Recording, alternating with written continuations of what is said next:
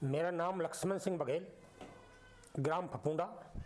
Delhi police में सिपाही से भर्ती होकर के सीनियर सब इंस्पेक्टर रिटायर हो गया हूँ, जो मैंने करीबन 36 साल नौकरी दिल्ली पुलिस में की है। मेरे पिताजी एक किसान थे और बहुत ही गरीब थे, और हम सरकारी स्कूल में पढ़ने जाया करते थे, और सरकारी स्कूल में पढ़ने के लिए हमें 10 पैसे भी नहीं मिलते थे। हमारी माँ हमें गेहूँ अनाज देती थी, उससे हम 10 पैसे फीस भरते थे। 25 पैसे का बिस्ता था, तो उसमें हम मूंगफली खा लिया करते थे और फीस भर दिया करते थे। हमने सरकारी स्कूल से 5वीं क्लास पास किया। तब बोर्ड होती थी 5वीं क्लास की, तो हमने पास किया। 8वीं की बोर्ड होती थी, हमने 8वीं क्लास पास किया, और 10वीं की बोर्ड होती थी 1981 में, हमने 10वीं पास किया। 10वीं पास करने के बाद हमारा एडमिशन ITI हथीन में हो गया वायरमैन के लिए, लेकिन वायरमैन बिजली का काम था, इसलिए मैंने वायरमैन को ड्रॉप कर दिया और मैं वापस घर आ गया। और 82 में मैं एस्कॉर्ट्स में लग गया। वहाँ मैंने कैजुअल 1-2 साल नौकरी करी। उसके बाद मेरा सिलेक्शन 84 में हरियाणा जेल विभाग में हो गया, जो मेरी पोस्टिंग डिस्ट्रिक्ट जेल भिवानी में रही। वहाँ एक ऐसा हादसा हो गया, कुछ आतंकवादी जो जेल में थे वो दीवार फांद करके सीढ़ी लगा करके भागने की कोशिश कर रहे थे। जो पॉइंट नंबर 4 पर मेरी ड्यूटी थी, जैसे ही मैं अभी ड्यूटी पर अलर्ट था, जैसे ही मैंने देखा कि वो नशे लगा रहे हैं, मैंने विसल बजा दी और जेल में अलार्म बज गया। अलार्म बज गया तो भागदौड़ जेल में हो गई, और कुछ आतंकवादी बदमाश उन्होंने मेरे पीछे भी किया। करीबन वो मेरे पीछे भगे 50-60 मीटर के लगभग।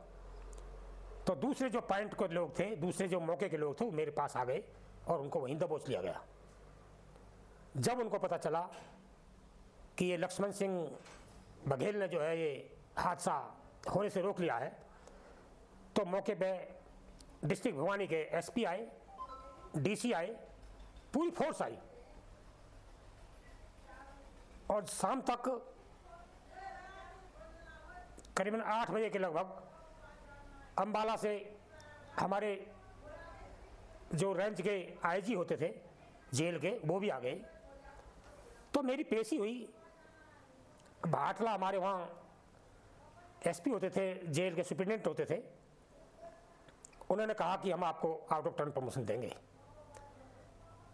और हमारे जो IG साहब थे जेल के, उन्होंने भी कहा हम आपको आउट ऑफ टर्न प्रमोशन देंगे, हम आपको हवलदार बनाएंगे 22 से पहले, आप नौकरी कीजिएगा, आपने इतना अच्छा काम किया, कोई कर ही नहीं सकता। लेकिन मैंने कहा IG साहब को कि साहब मैं ये नौकरी नहीं करूँगा, मैंने देख लिया नौकरी कैसी है, इस नौकरी में बड़ी उलझनें हैं, बड़ी परेशानियां हैं, और आगे बढ़ने की क्षमता बहुत कम है। बोला हम आपको हवलदार बना रहे हैं, आप अफसर बन जाएंगे आगे। लेकिन मैंने वहाँ से आगे नौकरी छोड़ दी और मैं वहाँ घर आ गया। घर आने के बाद मेरे भाई ने मुझे एस्कॉर्ट्स में भर्ती करा दिया, जहाँ मैं एस्कॉर्ट्स में करीबन 4 साल पक्की नौकरी करी। इसी दौरान मैंने सोचा कि मैं जूडो के खेल में भी हिस्सा ले लूँ। मैंने जूडो खेल में हिस्सा ले लिया, और जूडो खेल में हिस्सा लेकर के मैं काफ़ी तरक्की करता रहा। डिस्ट्रिक्ट लेवल पे, नेशनल लेवल पे, स्टेट लेवल पे मेरे मेडल्स आए। जब इतनी बड़ी उपलब्धि मेरी हो गई और मेरा सिलेक्शन भी बाहर के लिए हो गया कि ऐसा करो आप बाहर भी जा सकते हो, लेकिन मैं अपने काम में चलता रहा। और जब दिल्ली पुलिस की भर्ती हुई, मैंने फार्म अप्लाई कर दिया। मैंने अपने अफसरों को बता दिया, जो एस्कॉर्ट्स के हमारी कंपनी के अफसर थे, कि मैं वहाँ जाऊँगा। तो वहाँ के जो मैनेजर थे और वहाँ का जो मालिक था नंदा साहब, उन्होंने मुझे बुलाया कि आप क्यों दिल्ली पुलिस में जाना चाहते हो, क्यों छोड़ना चाहते हो नौकरी एस्कॉर्ट्स की, या बहुत अच्छी नौकरी है। मैं कहा जी मैं एस्कॉर्ट्स की नौकरी नहीं करूँगा, मैं दिल्ली पुलिस में जाऊँगा, मेरा जुनून है, मैं दिल्ली पुलिस की नौकरी करूँगा।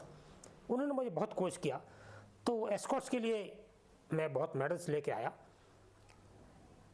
तब वहाँ भर्ती हुई तो मैं वहाँ भर्ती में सिलेक्शन हो गया। हमारे बरार साहब थे, उन्होंने मुझे सिलेक्शन कर लिया, मैं वहाँ फर्स्ट आया, रिटर्न में टॉप आया, मेरा सिलेक्शन हो गया। 89 फरवरी 89 में मैंने अपॉइंटमेंट कर लिया था। उसके बाद मैं चलता रहा, थानों में पोस्टिंग होती रही। थाने की पोस्टिंग में मुझे मौका मिला NFC थाने में, जहाँ 1999 में मेरी पोस्टिंग NFC थाने की हुई। और वहाँ एक ऐसा हादसा हुआ, झुग्गियों में आग लग गई थी, क्योंकि मैं हमेशा बीट कांस्टेबल होने के नाते इलाके में रहता था रात के 10 बजे तक। जब पता चला कि आज झुग्गियों में आग लग गई है तो मैं मौके पर पहुंचा, और मैंने वहां जाकर देखा तो पब्लिक तमाशा देख रही थी, लेकिन पब्लिक को बचाने के लिए कोई कार्य नहीं कर रही थी। मैं बावर्दी गंदा नाला है जो महारानी बाग से यमुना में गिरता है, उस नाले में बावर्दी, सर्दी का टाइम था, नवंबर का महीना था, उसे छलांग करके पार हो गया। और मैंने देखा कि अचानक दिमाग में आया कि अगर ये जो सर्विस जा रही हैं खंबे से, बिजली खंबे से सर्विस जा रही हैं, इनको हटाया जाए तो काफ़ी हादसा बच सकते हैं, लोग काफ़ी मरने से बच सकते हैं। मैं ऊपर खंबे पर चढ़ गया। खंबे पर चढ़ के मैंने डंडे से सब जितनी वायर थी सबको नीचे फेंक दिया, और फेंक के वायरों को, जो लोग चिल्लाहट मच रही थी मुझे बचाओ मुझे बचाओ, मैं सबको लेने के लिए कोशिश किया। बुढ़ों को, बच्चों को और औरतों को मैं वहाँ से ला करके बाहर निकाला। उस अवस्था में मैं भी इंजर्ड हो गया था, मैं बेहोश हो गया था। मुझे पता नहीं है मेरी पिस्टल कहाँ है, मेरा सेट कहाँ है, मेरी डंडा कहाँ है। जब मुझे पता चला, जब मैं एम्स में था, जब मेरी आंख खुली, मुझे होश आया कि मैं यहाँ कैसे आ गया, तो मुझे बताया कि आप तो वहाँ ऐसे हो गया था, आपने तो बड़े लोगों को बचाया है, आपका तो पूरे टीवी में, अखबार में, सब में आ रहा है। तो मुझे वहाँ से रात में जब पता चला कि आया, तो मुझे थाने में बुलाया गया, थाने में आ गया। और थाने में जब मैं आया तो वहाँ हमारे विवेक गोगिया जो DCP साउथ दिल्ली होते थे, उन्होंने अपने ऑफिस में बुला लिया और कहा कि लक्ष्मण सिंह तुमने कैसे कैसे बचाया। मैंने कहा जी जो मेरा क्रम था, जो मेरी ड्यूटी थी, मैंने वो सूरत निभाई जो मुझे आपने गाइडलाइंस दी थी। इसी अवस्था में जब साहब ने कहा लक्ष्मण सिंह तुम तो बहुत ही दिलेर आदमी हो, तुम तो शेर हो, तुम्हारी माँ तो शेर नहीं है, मुझे बार बार कहा। तो मेरा ACP खड़ा हो गया, मेरा SHO खड़ा हो गया, सर लक्ष्मण सिंह जैसा सिपाही इस थाने में नहीं है, हमने भी आज तक ऐसा सिपाही देखा नहीं। हमारी नौकरी भी 20-25 साल हो गई है, ACP साहब कहे मैं भी 8 साल की नौकरी हो गई है, मैंने भी ऐसा सिपाही नहीं देखा, इतना जुनून वाला, इतना दिलेर, इतना दबंग आदमी, जो कहते हैं वो काम करता है, ईमानदार, डेड ऑनेस्ट आदमी है। तो साहब मुझे DCP साहब ने बड़ी अच्छी सीख दी और शिक्षा दी, और मुझे छोड़ दिया, जाइए आप अपने जॉब आराम कीजिएगा। कुछ और घटनाएं आपके? उसके बाद DCP साहब ने कहा हम आपको जो आपने ये काम किया है, हम आपको आउट ऑफ टर्न प्रमोशन दिलाएंगे, हम आपको वीर पुत्र अवार्ड दिलाएंगे, हम आपको प्रधानमंत्री मेडल दिलाएंगे, क्यों आपने लाइफ सेविंग मेडल दिलाएंगे, क्यों आपने ऐसा काम किया, जीवन रक्षक पदक दिलाएंगे, आपने लोगों की जीवन बचाया है। मैं कहा सर ये तो मेरा काम है, मैंने तो अपना काम कर दिया, अब आपका काम है। इसी के बाद फिर एक ऐसी घटना हुई, मैं तैमूर नगर बीट कांस्टेबल था, और 92 में जब एक 3-7 का हादसा होगा मेरे इलाके में, तो उस हादसे में मुझे अफसरों ने अल्टीमेटम दे दिया कि आप 24 घंटे में बोरी बिस्तर बांध लें और लाइन के लिए चले जाएं। मुझे पता चला कि ऐसा हो रहा है, अफसर ऐसा करना चाह रहे हैं। तो मेरे कुछ बहुत अजीज लोग होते थे जो मुझे बहुत प्यार करते थे, जो मुझे सारी रिपोर्ट देते थे इलाके की। उन्होंने मुझे बताया कि जिसने 3-7 में जो गोली मारी है उस औरत को, वो आदमी अपनी बहन के पास बदरपुर में DDA फ्लैट है, वहाँ इतने नंबर फ्लैट है, वहाँ पे रह रहा है, छुप रहा है। तो मैं अपने बीट कांस्टेबल को लेकर के सीधा वहाँ पहुँचा, अपने अफसरों को बता दिया ये बात है। जब मैं वहाँ अंदर जाकर रेड मारी तो वो लोग मुझे मिल गया, और मैंने उसे पकड़ लिया। उससे पिस्टल, उससे जो कट्टा था वो कट्टा बरामद कर लिया, कारतूस बरामद कर लिए। तब हमने उसको लेकर के चल दिए। तो मैंने अपने आला अफसरों को बताया कि मैं थाने पहुंचने वाला हूं विद इन 15 मिनट में। तो मैं थाना पहुंचा तो थाने पे मेरे एसएचओ, मेरा एसीपी फूलों का गुलदस्ता लेकर के मेरे स्वागत के लिए खड़े हुए थे कि ऐसा काम कर दिया, कोई कर ही नहीं सकता। 24 घंटे का अल्टीमेटम दिया है, उससे पहले ही इन्होंने ये काम कर दिया। मैंने वो काम करके दिखा दिया था। तो उस अवस्था में मुझे अफसरों ने एक प्रशस्ति पत्र दिया, 500 रुपये का अवार्ड दिया। उसके बाद मेरी पोस्टिंग थाना बदरपुर की हो जाती है। वहाँ एक चीटर का मुकदमा था। उस चीटर के मुकदमे में मुझे जाना पड़ा थाना था बिहार में। वहाँ से मैं मुलजिम को लेकर आ रहा था कार में। उसने कहा कि मैं आपके आईओ को, आपके एसओ को रेड हैंडेड पकड़वाऊंगा, उन्होंने ऐसा काम किया है। मैंने कहा उन्होंने कोई काम नहीं किया, तुमने सारा काम किया। तुम गंदे आदमी, तुम नीच आदमी, तुम बदमाश आदमी हो। मुझे पास तेरे सब रिकॉर्ड है। तुम कहते हो, अखबार में निकलवाते हो कि भाई मेरा अपहरण हो गया। तो भाई तो तुम तो ट्रेन से आए हो, ये मेरे पास पर्ची है, ट्रेन की टिकट है मेरे पास, देखो तुम इस ट्रेन में इतने बजे आए हो और वहाँ उतरे हो। तो तुम झूठ बोलते हो, तुम तो चीटर हो। मैंने उतारा, उसे टायर नहीं दे दूंगा तेरे को। और वो डर गया, बोला बाबूजी गलती होगी, मेरी गलती होगी। मगर चलो सीधे मैं दिल्ली आ गया। दिल्ली में मैं लेके आया तो हमारे एसीपी और डीसीपी साहब भी थाने में आ गए कि इतने बड़े चीटर को तुम लेके आए हो। जो मैं चीटर को लेके आ गया, तब भी मुझे अफसरों ने बड़ा सम्मानित किया। उसके बाद मेरी पोस्टिंग हो जाती है थाना ओखला की। तो वहाँ मुझे एक ऐसा मुकदमा मिलता है डॉरी का, जिस डॉरी में जो लड़का था वो गोवा चला गया और गोवा में जाकर रहने लगा ताकि मैं बच जाऊंगा। जब हमें उसके संबंध मिले कोर्ट से, तो कोर्ट ने कहा आप उसके संबंध नहीं, आप उसके वारंट लेके जाइए, नॉन अवेलेबल है। ये नॉन अवेलेबल वारंट जारी हो गए और मैंने परमिशन ले ली साहब से और मैं ट्रेन से होकर चला गया, मैं और सिपाही। जब मैं पहुंचा गोवा और जब मुझे पता चला कि वहां रह रहा है, वो मैंने रेड हैंड पकड़ लिया। तो वहां के जो लोग थे, कई लोग थे वास्को में है वो जगह।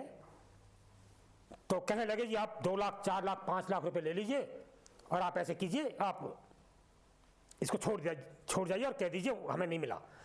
मैं कहा दोबारा मत कह देना, तुम 5 करोड़ रुपए दो, मेरा नाम लक्ष्मण सिंह बघेल है, मैं डरता नहीं और इसको लेके जाऊंगा। तुम मुझे 50 करोड़ दो, मैं तब भी से लेके जाऊंगा। मैं ईमानदार आदमी हूँ, सच्चा आदमी हूँ। अगर मैं से छोड़ चले जाऊंगा तो 50 बार फिर आदमी आएंगे यहाँ। सरकार का कितना खर्चा होगा, कितना टाइम वेस्ट होगा, कितने लोग परेशान होंगे। मैं इस परेशानी को वापस नहीं छोड़ना चाहता। मैं इस काम को सिद्ध करना चाहता हूँ और इस काम को अफसरों तक पहुँचाऊँगा। मैं उसको लेके आया। 3 दिन तक हम सोए नहीं। सिपाही सोता था लेकिन मैं नहीं सोता था, ट्रेन में भी मैं नहीं सोया। और उसको बाज्यत लेके आया, कोर्ट में पेश किया।